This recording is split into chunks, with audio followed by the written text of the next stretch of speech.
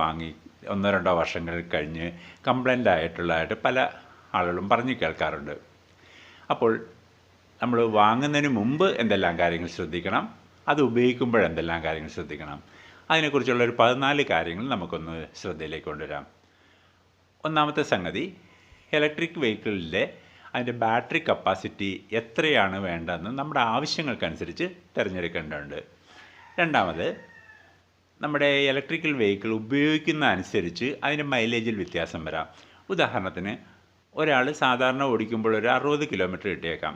എന്നാൽ ഇതേ വാഹനം തന്നെ ഒരു പത്രക്കാരൻ ഉപയോഗിക്കുകയാണെങ്കിൽ ചിലപ്പോൾ അതിൻ്റെ മൈലേജ് എന്ന് പറയുന്നത് 30-40 ആയിരിക്കും. കാരണം ഒരു കുറച്ചങ്ങോട്ടും മുന്നോട്ട് നീങ്ങി നിർത്തി പിന്നെയും നിർത്തി അങ്ങനെ പല സാഹചര്യങ്ങൾ ബ്രേക്ക് ചവിട്ടി വരുമ്പോൾ അതിന് മൈലേജ് കുറയും.